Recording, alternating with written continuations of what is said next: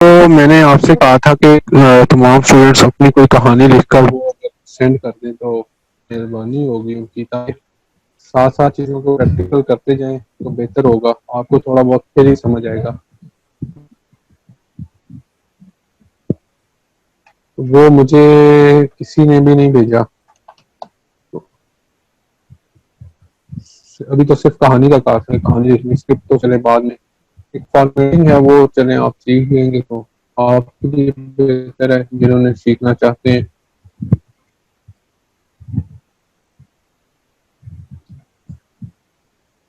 क्या ख्याल है किसी के पास अभी भी है अगर अच्छा ठीक है, काम जो करें, देखना। आपने जो पिछले सेशन में चीज़ें बताई थी वो उसमें दोबारा बता दें, क्योंकि ये हो रहा है रिकॉर्ड। ठीक है, तो मतलब जो मेन पॉइंट्स हैं, की पॉइंट्स हैं, वो इसमें प्रॉपर रिकॉर्ड हो जाए। हाँ वो मैं रिपीट कर देता हूँ लास्ट लेक्चर। ओके।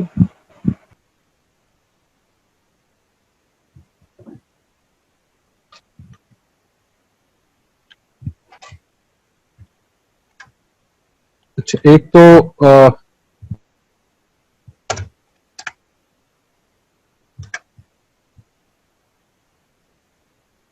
एक मिनट,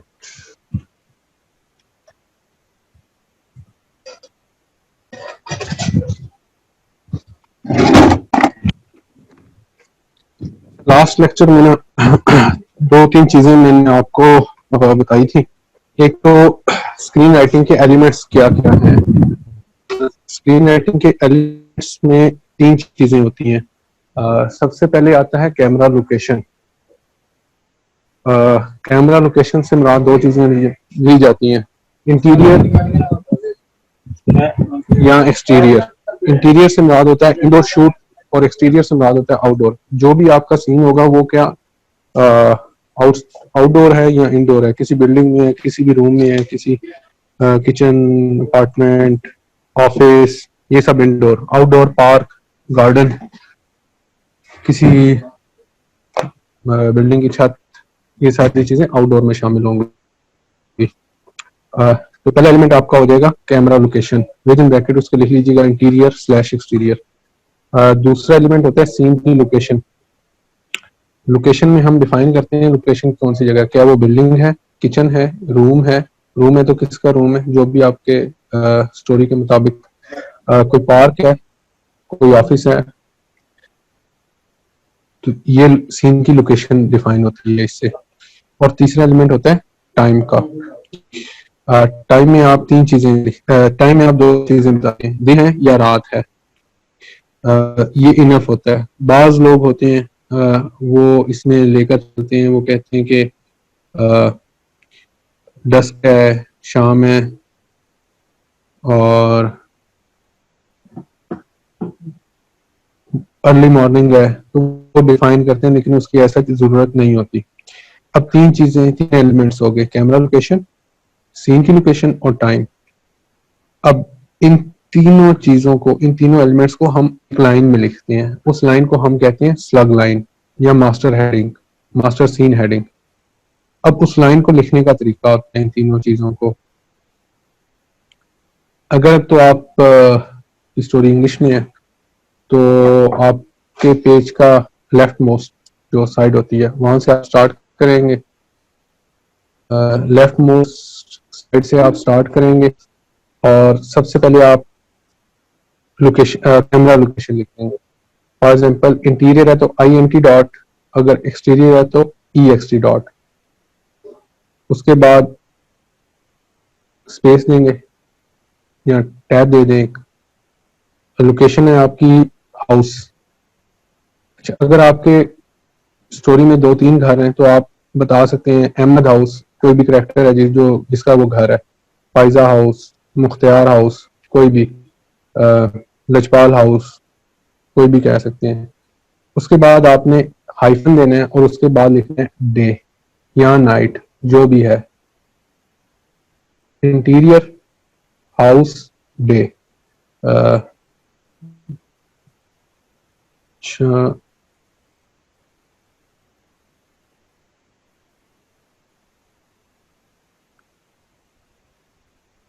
आपको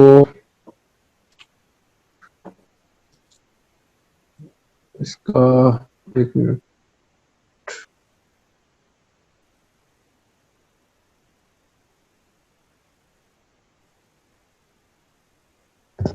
वो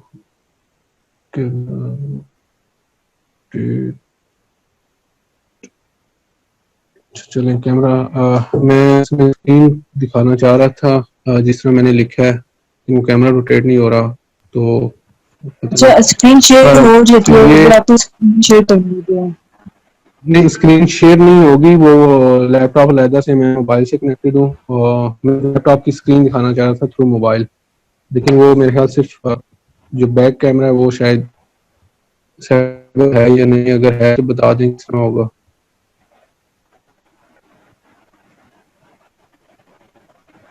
नहीं अभी जिस तरह आपने कैमरा ऑन किया था अपना तो ये बैक व्यू नहीं आ हाँ, सकता हो कैमरे का? हो गया हो गया हो गया हो गया हो गया। ओके अच्छा, ये अगर आपको नजर आ जाए तो बिल्कुल स्टार्ट में INT हाउस और डे लिखा है, क्या की होती है, इसको हम कहते हैं स्लग लाइन। लेकिन स्टिकिंग आ रही है क्योंकि ये जो लोग कैमरा उनको समझ आ जाएगी, तो शटर स्पीड के मसले होते हैं। इस तरह ये लिखते हैं आपकी लेफ्ट मोस्ट पे। आप एक काम करना पिक्चर्स लेके ना तो अपने ग्रुप में शेयर कर देना, इस तरह से कर लेना। बस ठीक हो गया। ये ना, ये आपकी बुनियादी की हेडिंग्स होती हैं।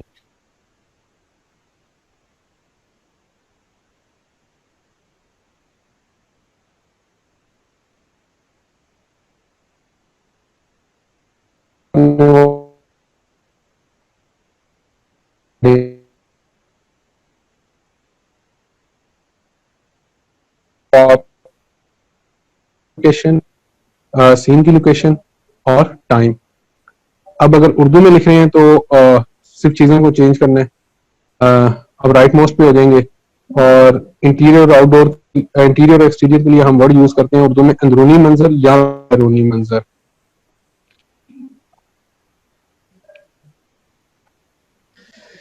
अच्छा, बाकी आ जाएगा अंदरूनी मंजर, घर या रात, वो जो भी आप उसमें लिखना चाहते हैं।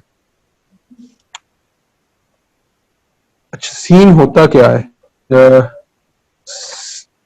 कब आप उस लग नहीं देने की जरूरत पेश आती है, कब आप नया सीन क्रिएट करते हैं। नया सीन आपको कैसे पता चलेगा आप नए सीन पे जा रहे हैं, तो जब भी आपकी लोकेशन चेंज होती है आपका सीन चेंज हो जाएगा। नई लोकेशन मीन्स नया सीन। आप एक घर से दूसरे घर जा रहे हैं तो नया सीन, आप एक कमरे से दूसरे कमरे में जा रहे हैं तो नया सीन, आप इन से आउट जा रहे हैं तो नया सीन। बुनियादी तौर पर सीन लोकेशन चेंज होने की वजह से सीन चेंज होता है। पार्क के अंदर है, एक मखसूस पार्क के अंदर है, उसमें आप लोकेशंस डिफरेंट अगर आपने डिफाइन की हुई है तो आप सीन चेंज होते जाएंगे। हाँ, अब होता क्या है, होता ये है कि सीन की डेफिनेशन जो डिफाइन किया जाता है, सीन को डिफाइन किया जाता है, scene is a part of the story that is set in a specific place at a specific time where something specific happens। तो इसमें तीन चीजें होती हैं, स्पेसिफिक प्लेस होती है, तो कोई ना कोई टाइम होगा, दिन होगा, रात होगा, शाम है, कोई भी वक्त है, और जहाँ पे कोई ना कोई एक्टिविटी होती है, हर सीन में आपकी कोई ना कोई एक्टिविटी हो रही होगी। तो ये जब भी आपकी लोकेशन चेंज होगी बुनियादी तौर पर तो आपका सीन चेंज हो जाएगा। अब बाज बात ऐसे होता है आपके सीन्स जो होते हैं ना वो कॉन्टिन्यूस होते हैं, मतलब आप एक, अच्छा अभी इसको आते हैं कॉन्टिन्यूस के ऊपर, अभी इसकी इसी के ऊपर स्लग लाइन के बाद। अच्छा, ये आपने ना एक स्क्रीन राइटिंग में सीन भी आपने डिफाइन कर दिया और आपने ये भी बता दिया कि आपकी स्लग लाइन क्या है, इंटीरियर है, एक्सटीरियर है, हाउस है, ऑफिस है, आउटडोर गार्डन है, ये भी चीज है। उसके बाद आपने ये भी डिफाइन कर दिया, ये आपकी स्लग लाइन आ गई। इसके बाद आप देखते हैं बॉडी, जो एक्शन है वहां पे, बॉडी ऑफ द सीन, उसमें क्या लिखते हैं, क्या फाइंड करते हैं कि अहमद दाल हुआ में घर में, मतलब ठीक है, कमरे में दाखिल होने के बाद उसने ड्रेसिंग टेबल पर पहुंचा, ड्रेसिंग टेबल पर जाकर उसने अपने बाल बनाए, और बाल बनाकर किचन के लिए निकल गया। अच्छा, यहाँ पे ना जब हम डिफाइन करते हैं ना, तो हमने ये अहमद कमरे में दाखिल हुआ। अब हमने अगर तो मास्टर लाइन में जो हमारी स्लग लाइन है उसमें डिफाइन किया हुआ है कि हमारा मंजर है अंदरूनी, अहमद का घर, ये अहमद का कमरा और वक्त है दिन। तो जब हम बॉडी लिखेंगे तो हम साइज लिखेंगे, प्रेसी में लिखेंगे अहमद दाखिल हुआ। अब कमरे दाखिल लेने की जरूरत नहीं है, अहमद दाखिल हुआ। क्यों? कमरे में जो इजाफी लफ्ज है वो ऊपर हमने डिफाइन कर दिया कि वो कमरे, उसकी जो लोकेशन है वो कमरा था और अहमद का कमरा, वो हमने डिफाइन कर दिया ऊपर लाइन या स्लग लाइन में। इसलिए अब दोबारा बॉडी में अहमद दाखिल लिखने की जरूरत नहीं, अहमद दाखिल हुआ। उसने फिर क्या किया? ड्रेसिंग टेबल पर बाल बनाए। फिर क्या किया?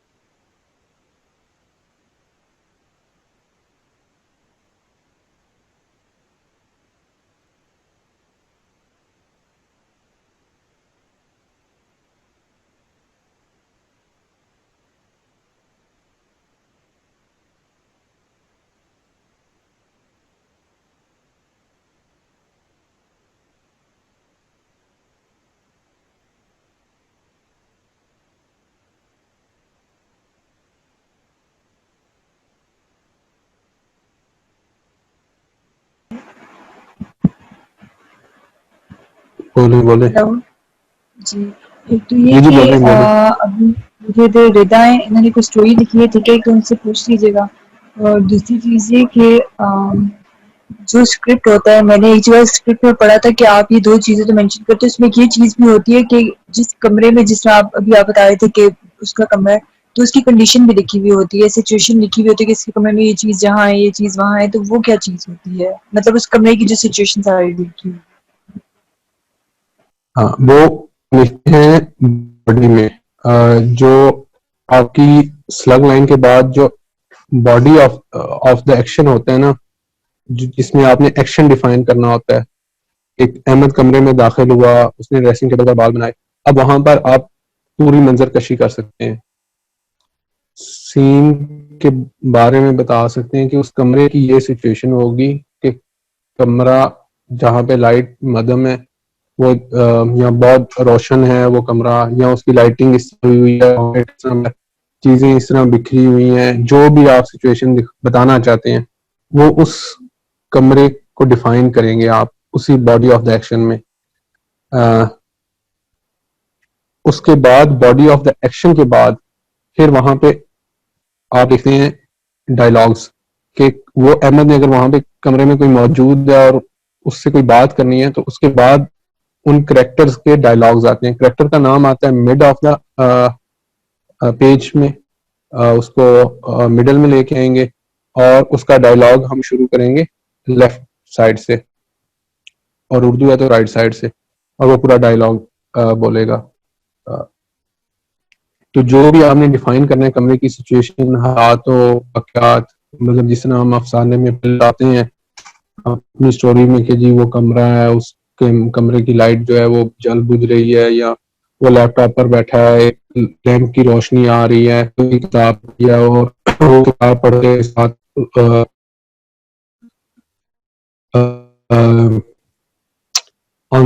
वो मंजर कशी आपने उस एक्शन ऑफ द बॉडी में करनी है। उसके बाद आपने उसमें ये करके बॉडी एक्शन लिखने के डायलॉग्स क्या बोले जाते हैं, फिर आपका वो सीन का स्क्रिप्ट मुकम्मल हो जाता है। उस सीन का स्क्रिप्ट फिर आपका मुकम्मल होगा। तो ये चीज होती है कि जो स्लग लाइन होती है उसके बाद उसकी मंजरकशी की जाती है, मंजरकशी के बाद आप लिखते हैं उसकी एक्शन, एक्शन के बाद आप लिखते हैं डायलॉग्स। अच्छा, इसमें ना ये तो आपने लिख दिया जो भी है,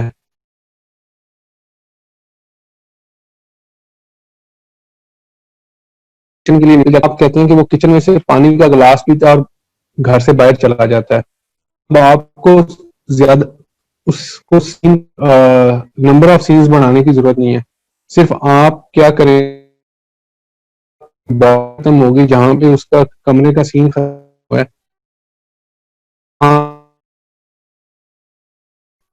टॉप लेफ्ट पे लिखेंगे, उसको अंडरलाइन भी नहीं करना की जरूरत, किचन लिख दिया है, जो भी लोकेशन है वो लिख के नीचे action of the body, body action आ जाएगा कि आपने वहां पे क्या किया। उसने पानी का ग्लास, अहमद पानी का ग्लास पीता है और घर से बाहर निकल जाता है। बस ये चीज आपकी एक सीन मुकम्मल हो गया।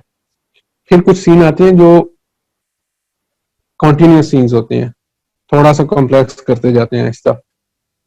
जैसे एक शख्स है वो बाहर रोड पर चलते हुए एक मॉल में दाखिल होता है या एक स्टोर में दाखिल होता है, तो अब जब आपने स्लग लाइन लिखनी है तो इसको लिखेंगे EXT/INT कि आपका सीन एक ही है, वो सिर्फ उसको कि बस वो चल के आ रहा है, आपने उसको दिखाया, उसके बाद वो स्टोर में दाखिल हो गया, तो आप उस सीन को लिखते हैं EXT/INT क्योंकि वो कॉन्टिन्यूस सीन है, उसमें ब्रेक कोई नहीं है। आप व्यूअर को धोखा नहीं दे सकते कि चल कहीं और रहा है और इंटर किसी और स्टोर में हो रहा है।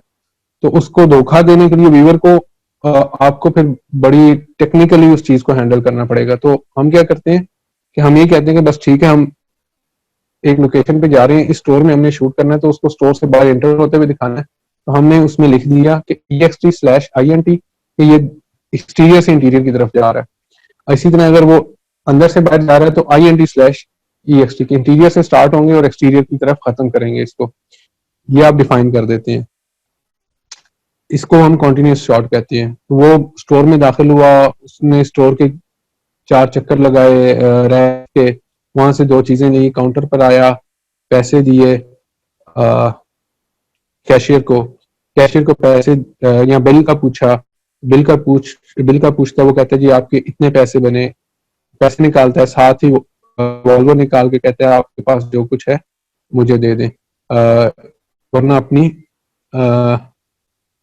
वरना इंजाम के जिम्मेदार आप खुद होंगे। ये लाइन मैंने अभी बोली।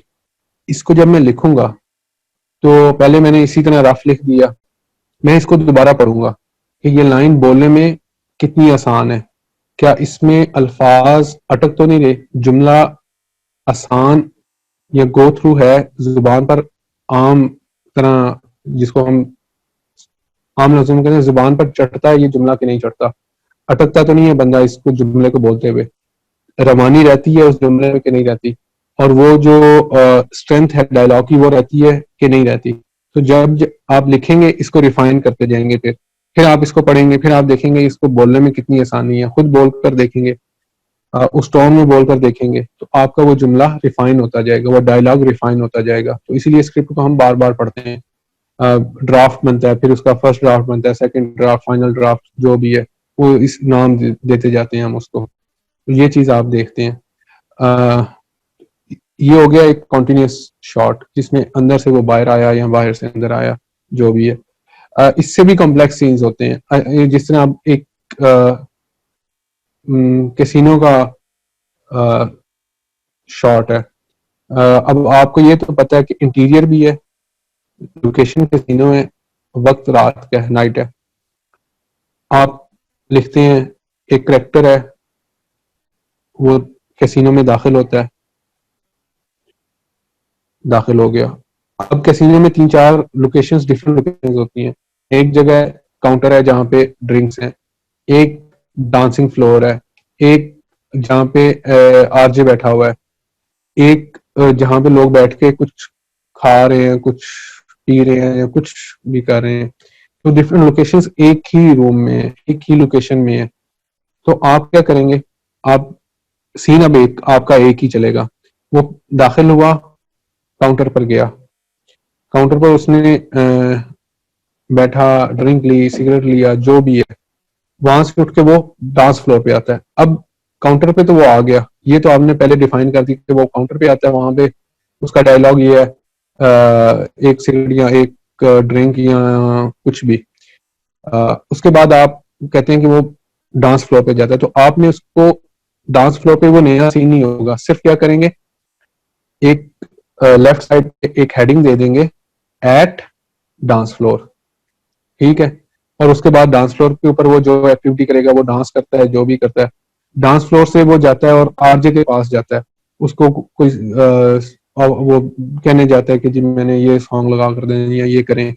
तो अब आप क्या करेंगे, डांस फ्लोर के बाद जो भी एक्टिविटी की कि वो आरजे की तरफ निकलता है, के लिए आरजे के पास जाता है, तो एट आरजे या एट स्टूडियो, जो भी उस कैसीनो का स्टूडियो है, तो वो एक हेडिंग देंगे लेफ्ट साइड पे, और उसके बाद वहां पे जो भी कन्वर्सेशन होगी या जो भी आपने डिफाइन करना है। तो अब एक ही सीन था, लोकेशन क्योंकि एक रही है, उसके अंदर उसने मल्टीपल जगहों पर विजिट किया, मल्टीपल एक्टिविटीज की, तो आप उसको इस तरह डिफाइन करते हैं। इससे क्या होता है कि जो डायरेक्टर है उसको पढ़ने में, समझने में आसानी रहती है। तो ये चीजें हो गई। अच्छा, तो अब जो है ना, हमने इसमें आज जो चीज सीखी कि एक तो इसकी तीन चीजें होती हैं, एक भी सीन की स्लग लाइन में एलिमेंट्स होते हैं, कैमरा लोकेशन इंटीरियर है या एक्सटीरियर है, सीन की लोकेशन कोई भी हाउस है जो भी है, और टाइम। उसके बाद उसकी बॉडी आती है, जिसको हम एक्शन ऑफ द बॉडी कहते हैं या एक्शन ऑफ द सीन कहते हैं या बॉडी ऑफ द सीन कहते हैं। उसके बाद उसके डायलॉग्स आते हैं। डायलॉग लिखने का तरीका यही है कि जो करेक्टर है उसका नाम मिड में आएगा और नेक्स्ट लाइन से उसका डायलॉग स्टार्ट हो जाएगा, जो कि लेफ्ट साइड से ही शुरू होगी लाइन। इंग्लिश में है तो, उर्दू में तो वो आप एडजस्ट कर लीजिएगा उसी तरह, राइट लेफ्ट से राइट हो जाएगा। अच्छा, अब कॉन्टिन्यूस शॉर्ट्स है तो हम उसमें सिर्फ लेफ्ट साइड पे एक हेडिंग दे देते हैं, उसको अंडरलाइन करने की जरूरत नहीं होती। नई लाइन पर लिख देते हैं कि at bar, at casino, at dance floor, कोई भी जगह जो भी आपकी है, एट किचन। उसके बाद स्क्रिप्ट लिखते हुए बस एक चीज के, स्क्रिप्ट जब भी लिखते हैं या कोई भी सीन लिखते हैं तो उसमें तीन चीजें लाजमी होती हैं। कोई शख्स किसी जगह पर कुछ कर रहा होता है, कोई भी शख्स किसी जगह पर कुछ कर रहा होता है, इट मीन्स कि वो एक सीन है। एक सीन में ये तीन बुनियादी एलिमेंट लाजमी होते हैं। और पूरी स्टोरी में कौन से तीन एलिमेंट, और पूरी स्टोरी तीन हिस्सों में डिवाइडेड होती है। स्टोरी की स्टार्ट होती है, स्टोरी का मिडल होता है, स्टोरी का एंड होता है। स्टार्ट में नॉर्मली हम क्या करते हैं कि कैरेक्टर्स को एस्टेब्लिश करते हैं या स्टोरी को एस्टेब्लिश करते हैं, जिसको हम सेटअप कहते हैं, कि हमने लोगों को बता रहे हैं ये सेटअप है, ये स्टोरी है, ये कैरेक्टर्स हैं, ये कैरेक्टर्स को डिफाइन कर रहे होते हैं किसी न किसी तरीके से। कभी भी कैरेक्टर खुद आकर ही डिफाइन करता है कि जी मैं अतीकुर रहमान, आपका टीचर। स्टोरी जब भी हम बनाते हैं, लिखते हैं स्क्रिप्ट, उसमें हम इनडायरेक्ट वेज के थ्रू, इनडायरेक्ट वेज से करेक्टर्स को डिफाइन कर रहे होते हैं। फॉर एग्जांपल मेरा कोई भी दोस्त आ रहा है या मेरा चाचू का बेटा आ रहा है, तो मैं अब उससे मिलूंगा और उसको ये नहीं, लोगों को ये कैसे बताऊंगा कि ये मेरे चाचू का बेटा है। तो उसके लिए मैं एक सीन क्रिएट करूंगा। सीन किस तरह क्रिएट करता हूँ, मैं कहता हूँ मुझे एक फोन आता है, मैं फोन सुनता हूँ, उसके ऊपर मेरे चाचा मुझसे बात कर रहे हैं, कहते हैं बेटा तेरा भाई आज इतने बजे की फ्लाइट से इस्लामाबाद आ रहा है। अब मैं जब फोन आता है तो मैं कहता हूँ अस्सलाम वालेकुम चाचू, क्या हाल है। अब जब मैंने बात की तो ये स्टेब्लिश हो गया कि मेरे चाचा का फोन है मेरा, तो वो कहते हैं मेरा बेटा आ रहा है, मेरा बेटा तुम्हारे पास आ रहा है इतने दिनों के लिए। अब ये भी डिफाइन हो गया कि वो लड़का या लड़की जो भी है, वो करेक्टर मेरा क्या रिश्ता रिश्ता क्या है, इस कॉल पे ये डिफाइन हो गया। मैं उसको वहां से रिसीव करता हूँ। अब मैं लोगों को ये बताना चाहता हूँ कि ये मेरा कज़न मेरा भाई की हैसियत रखता है, तो मैं जब उससे मिलता हूँ तो मैं कहता हूँ भाई क्या हाल है, कैसे हो आप, जो भी है। तो अब ये एस्टेब्लिश हुआ, हमने एक सीन क्रिएट करके इस चीज को एस्टेब्लिश किया। वहां पे ये नहीं है होता फिल्म या टीवी ड्रामा में कि हम एक दूसरे को बता रहे हो जी ये मेरा कजन है इस तरह इसमें। आप एक सीन क्रिएट करके ये चीजें एस्टेब्लिश करते हैं। तो इसी तरह स्टोरी में फिर आप सेटअप होता है, मिडल में कोई कॉन्फ्लिक्ट आता है। किसी भी स्टोरी में कॉन्फ्लिक्ट जो है वो तकरीबन मिडल में ही आता है, और एंड में आप उस कॉन्फ्लिक्ट को रिजॉल्व करते हैं। तो हर स्टोरी का शुरू होती है, हाइप क्रिएट करते हैं और उसको फिर रिजॉल्व कर देते हैं। तो ये हर स्टोरी के में ये तीन हिस्सों में डिवाइडेड होती है। तो स्क्रिप्ट के लिए फिलहाल इतने। जिसने मुझे स्क्रिप्ट भेज दिया, मैं उसका स्क्रिप्ट आज कोशिश करूंगा इस वीक के अंदर आपको स्क्रिप्ट एडिट करके आपको वापस कर दूं, और सर ये ना उससे आप मुझे आपको ये राइट आइडिया। आपको नजर है ऑप्शन, नीचे राइट साइड में नीचे ऑप्शन 3 डॉट होते हैं, इसको क्लिक करो ना, जी इसमें जी चैट बिल्कुल लिखा बिल्कुल। हुआ है, वो खोल के मैसेज कर लो। जी जी वो मैंने पढ़ ली है। एक ठीक है, रिदा का रिदा ने किया। मैसेज आया है कि सर अगर हेडिंग्स पर आप टेम्पलेट मिल जाए तो ज़्यादा हेल्पफुल हो जाएगा। हाँ मैं टेम्पलेट्स भेज दूंगा आपको। मेरी तरफ से माजरत, मैं आजकल ज़रा थोड़ा ऑफिस की वजह से काफ़ी मसरूफ हैं, तो इस वजह से भेज नहीं सका। अभी भी ऑफिस ही है आप ऑनलाइन, तो बहरहाल वो भेज दूंगा मैं आपको, कोई इशू नहीं है इंशाल्लाह। तो बाकी ये है कि जिसने भेजा है एडिट भी करके कोशिश करेंगे उसको कर ले। बाकी यही है कि मेरी आपसे कि मैं आपको सिर्फ फॉर्मेट दे रहा हूँ, कहानी आपकी अपनी होती है। ये क्योंकि ग्रुप भी एक आर्ट ग्रुप है, तो आपने ही कहानियां लिखनी है। अगर कोई ये समझता है ना कि मैं तो बहुत वीक हूँ और मैं कैसे लिख सकता हूँ, तो आज के दौर में जो ड्रामे बन रहे हैं वो हम ही में से कोई ना कोई शख्स है वो जो लिख रहा होता है। तो आप भी लिख सकते हैं। हाँ, सिर्फ चीजों को लिखने के लिए ये जरूरी है कि आप पढ़ें, ज्यादा से ज्यादा पढ़ें। नॉवेल्स पढ़ते हैं तो मेरी आपसे ये गुजारिश है कि अच्छे नॉवेल्स पढ़ें। हुमैरा अहमद, निम्रा अहमद और फरहत इश्तियाक, इनसे थोड़ा सा निकल आए आप आए, क्योंकि आप भी देख देख के थक गए। हम क्रिटिसाइज तो बहुत करते हैं ड्रामाज में, वही सब चीजें हैं। इनसे ठीक है, मैं ये नहीं कहता वो बुरा लिखते हैं, वो एक सेट पैटर्न है उनकी, एक स्टोरी है, एक थीम है, वो उस थीम के मुताबिक लिखते हैं, उससे आगे आए। बानो कुर्सिया का को पढ़े, सादत हसन मंटो को पढ़े। हालांकि देखा जाए तो अशफाक अहमद, बानो कुर्सिया और मुमताज मुफ्ती, इनका भी एक पैटर्न है। किसी हद तक ये भी तसव्वुफ के हवाले से चीजों को टच करते हैं। उसके बाद फिर अगर आपने बहुत अच्छा पढ़ना है, बहुत अच्छा पढ़ना है, तो फीमेल राइटर हैं हिंदो पाकिस्तान इंडिया की सबसे मकबूल और बड़ी राइटर में सबसे बड़ी राइटर कहा जाता है उनको, कुर्रतुल ऐन हैदर, जिनका नावल है आग का दरिया। उनका एक नावल है गर्दिश रंगे चमन। उनको पढ़ने की कोशिश करें। मैं ये तो नहीं कहता कि वो, उनको हजम करना बहुत मुश्किल होता है।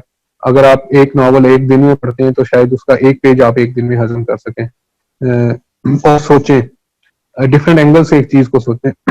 एक मुझे नहीं पता, किसी ने एक स्टोरी शेयर की, बहुत अच्छी बात है कि उसने स्टोरी लिखी, मैं अप्रिशिएट करता हूँ कि उसने स्टोरी लिखी। वो है नहीं है अभी ऑनलाइन, लेकिन स्टोरी पढ़ते हुए मुझे बोर नहीं होना चाहिए।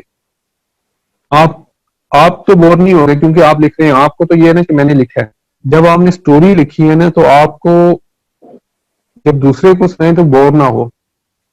उसमें एक लफ्ज हम यूज करते हैं चक फैक्टर या हुक फैक्टर। पंजाबी में चक फैक्टर कह लें, इंग्लिश में वो वर्ड होता है हुक फैक्टर। जिसमें हुक होती है ना, जो किसी भी चीज को अपने साथ लटका के रखती है, पकड़ के रखती है, तो वो फैक्टर लाजमी होना चाहिए जो ऑडियंस को पकड़ के रखे, या सुनने वाले को या पढ़ने वाले को उस ग्रैब करके रखे, सिचुएशंस को चेंज करें। अब एक उस किसी ने स्टोरी शेयर की थी, उसमें उसने बिल्कुल एक सीक्वेंस था कि वो ना चाहती है, उसके वालिद बीमार हो जाते हैं, उनकी सारी सेविंग्स वालिद के हॉस्पिटल के अखराज जाती है। ओके फाइन, मैंने एक थोड़ा सा आइडिया दिया कि ठीक है, वालिद बीमार हो गए, ये आपने स्टोरी का सेटअप तो लगा दिया कि वो गरीब है, बाप उसको चाहता है कि वो बड़ी अच्छा पढ़े या किसी अच्छी पोजीशन पर जाए या किसी अच्छी यूनिवर्सिटी में एडमिशन ले या कुछ भी, या बिजनेस करे। तो वालिद बीमार हो गए। अब हॉस्पिटल ने कहा जी आप इतनी पेमेंट जमा करवाएं। लड़की घर आती है, पेमेंट लेती है, पेमेंट लेके भाई के साथ या किसी के भी साथ या बाहर निकलती है घर से या हॉस्पिटल के करीब पहुंच के किसी भी जगह जहां नासिक समझते, कोई उससे उसका वॉलेट छीन लेता है। वो वॉलेट छीन लेता है, लड़की है परेशान कि मैं अब क्या करूं। अब जहरी बात, वो रोती हुई हॉस्पिटल आएगी। अब वो हॉस्पिटल आ रही है, अब यहाँ सिस्टम भी हो सकती है कि जी वो आके कहे जी मेरे तो पैसे गुम गए हैं, तो ये हो गया वो हो गया। यहाँ पे एक नया ट्विस्ट दे दे, वो ये कि उसी काउंटर पे वो शख्स जिसने मुझसे वॉलेट चुराया वो भी उसी काउंटर पे खड़ा है और वो भी पैसे दे रहा है कि यार ये पैसे मैं ले आया हूँ, खुदा के वास्ते, अल्लाह के वास्ते मेरे बाप को बचा लो, मेरी माँ को बचा लो। फ्रीक्वेंटली ट्विस्ट आते रहे ना, नई से नई चीज आती रही, तो इससे स्टोरी में थोड़ा सा होप फैक्टर, इसको इससे भी बेहतर किया जा सकता है। ये आप पे मुनहसर है, क्यों, हर इंसान की अपनी सोच है, वो जितना सोचेगा उतना रिफाइन करता जाएगा चीज को, उतना बेहतर उसमें हुक फैक्टर लाता जाएगा। तो इस तरह सीन्स को इस तरह लेकर चलें, इससे आपकी स्टोरी में जो है ना वो एक हुक फैक्टर रहेगा, एक क्रंच रहेगा, क्रिस्प रहेगा स्टोरी में। बिल्कुल ही ना स्ट्रेट फॉरवर्ड स्टोरी नहीं होती। स्टोरी जब भी आप ड्रामा शूट करते हैं, बनाते हैं, उसमें इस तरह की चीजें, नई से नई चीजें आनी चाहिए, नए नए इवेंट्स आने चाहिए जो अमेजिंग भी हों, जो लोगों को पसंद भी हैं, उन्हें तो अच्छा लगे। बस ये रिक्वेस्ट है, बाकी इंशाल्लाह होप सो के बेहतर होगा।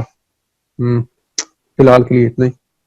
खत्म होने में thank you 2 so minute much. रह गए तो नया स्टार्ट करना है, बस यहीं पे एंड कर दें। नया स्टार्ट से मुराद क्या है आपका? लाइक ये होता है ना कि इधर टाइमिंग एंड हो जाती है, 40 मिनट्स का सेशन होता है, तो इसके बाद अगर आपने मजीद देना हो तो हम दोबारा अगला अरेंज करते हैं 40 मिनट्स का।